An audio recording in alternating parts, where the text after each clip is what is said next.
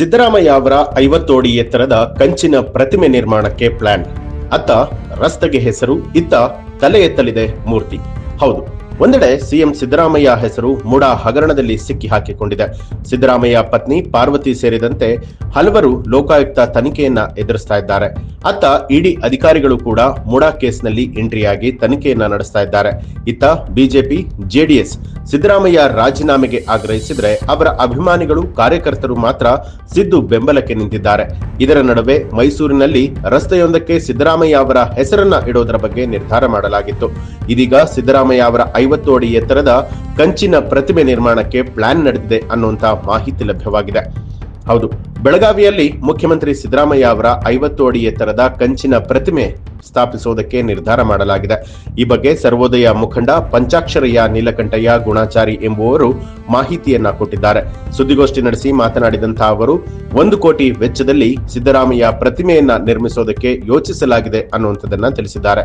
ಇನ್ನು ಸುದ್ದಿಗೋಷ್ಠಿಯಲ್ಲಿ ಮಾತನಾಡಿದಂತಹ ಗುಣಾಚಾರಿ ಅವರು ಮಹಾತ್ಮ ಗಾಂಧೀಜಿ ಅವರ ಕನಸಿನ ಭಾರತವನ್ನ ನನಸು ಮಾಡುವಂತಹ ನಿಟ್ಟಿನಲ್ಲಿ ಸಿದ್ದರಾಮಯ್ಯ ಅವರು ಕಾರ್ಯನಿರ್ವಹಿಸ್ತಾ ಇದ್ದಾರೆ.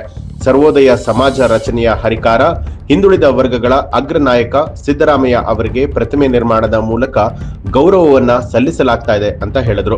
ಇನ್ನು ಬೆಳಗಾವಿಯಲ್ಲಿ ಗಾಂಧೀಜಿ ಅಧ್ಯಕ್ಷತೆಯಲ್ಲಿ 100 ವರ್ಷಗಳ ಹಿಂದೆ ಅಖಿಲ ಭಾರತ ಕಾಂಗ್ರೆಸ್ ಸಮ್ಮೇಳನ ನಡೆದಿತ್ತು.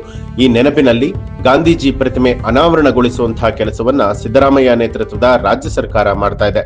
ಗಾಂಧೀಜಿ ತತ್ವಗಳನ್ನ ಅಳವಡಿಸಿಕೊಂಡು ಕೆಲಸ ಮಾಡ್ತಾ ಇರುವಂತಹ ಸಿದ್ದರಾಮಯ್ಯ ಅವರ ಪ್ರತಿಮೆಯನ್ನ ನಿಲ್ಲಿಸೋದಕ್ಕೆ ಇದು ಸಕಾಲ. ಅದಕ್ಕಾಗಿ 1 ಕೋಟಿ ರೂಪಾಯಿ ವೆಚ್ಚದಲ್ಲಿ ಈ ಒಂದು ಯೋಜನೆಯನ್ನ ಹಮ್ಮಿಕೊಳ್ಳಲಾಗಿದೆ ಅಂತ ಹೇಳಿ ಸರ್ವೋದಯ ಮುಖಂಡರಾದ ಪಂಚಾಕ್ಷರಯ್ಯ ನೀಲಕಂಠಯ್ಯ ಗುಣಾಚಾರಿ ಅವರು ಮಾಹಿತಿಯನ್ನ ಹಂಚಿಕೊಂಡಿದ್ದಾರೆ.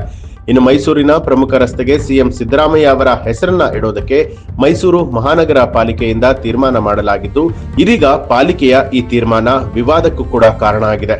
ಮೈಸೂರಿನ ಶ್ರೀ ಲಕ್ಷ್ಮೀ ವೆಂಕಟರಮಣ ಸ್ವಾಮಿ ದೇವಸ್ಥಾನ ವೃತ್ತದಿಂದ ಆರಂಭ ಆಗುವಂತ ಮೇಟಗಳ್ಳಿಯ ರಾಯಲ್ ಇನ್ ಜಂಕ್ಷನ್ ವರೆಗೆ ರಸ್ತೆಗೆ ಸಿದ್ದರಾಮಯ್ಯ ಆರೋಗ್ಯ ಮಾರ್ಗ ಅಂತ ಹೇಳಿ ನಾಮಕರಣ ಮಾಡೋದಕ್ಕೆ ಮೈಸೂರು ಮಹಾನಗರ ಪಾಲಿಕೆ ಮುಂದಾಗಿದ್ದು, ಈ ಕುರಿತು ಪಾಲಿಕೆ ಸಾರ್ವಜನಿಕ ಪ್ರಕಟಣೆಯನ್ನ ಹೊರಡಿಸಿದೆ. ಮತ್ತೊಂದು ಕಡೆಯಲ್ಲಿ ಇದೀಗ ಸಿದ್ದರಾಮಯ್ಯ ಅವರ 50 ಅಡಿ ಎತ್ತರದ ಕಂಚಿನ ಪ್ರತಿಮೆ ನಿರ್ಮಾಣಕ್ಕೆ ಸಕಲ ಸಿದ್ಧತೆಗಳನ್ನ ಮಾಡಿಕೊಳ್ಳಲಾಗ್ತಾ ಇದೆ.